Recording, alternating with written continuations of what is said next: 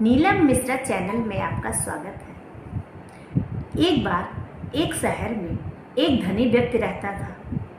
वो धनी तो था पर स्वभाव से बहुत लालची था। एक बार वो जंगल से जा रहा था तो उसने कोई आवाज़ सुनी। आवाज़ दर्द भरी थी। उसने पीछे पलट के देखा आवाज़ की दिशा में, तो देखा कि एक परी है जिसके पंख टहनियों में फंस गए हैं। वो मदद के लिए पुकार रही है। इसने सोचा लाओ झट से इसकी मदद कर दूं, पर अगले पल इसने सोचा कि ये तो परी है और क्यों ना मैं इसकी मदद के बदले कुछ अपनी इच्छा पूरी करा लेता हूँ। उसने परी से बोला, मैं तुम्हारी मदद के लिए तैयार हूँ, पर बदले में तुम्हें मेरी एक इच्छा पूरी करनी पड़ेगी। परी ने बोला, ठीक है। इसने जल्दी से परी को टहनियों में से निकाल दिया और बदले में इसने मांगा कि मैं जो भी चीज़ छूऊं वो सोने की हो जाए। परी ने बोला, ठीक है, और उसके ऊपर जादू की छड़ी घुमा दी। अब ये बड़ा खुश हुआ।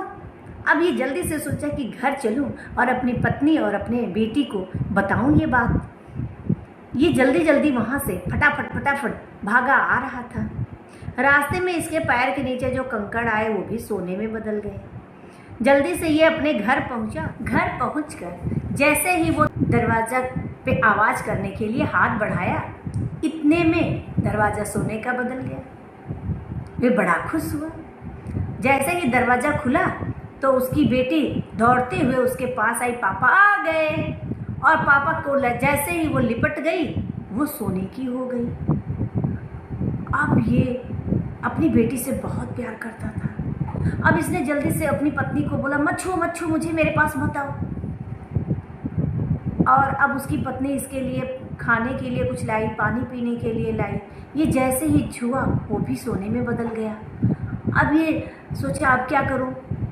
अब ये बहुत पछता रहा था, बहुत रो रहा था और अपने मन में सोच रहा था कि मैंने किसी की मदद के बदले अपनी इच्छा पूरी कराई, शायद ये उसी की सज़ा है। इसलिए कभी भी किसी की मजबूरी का फ़ायदा नहीं उठाना चाहिए। बदले में वो बहुत नुकसान करता है।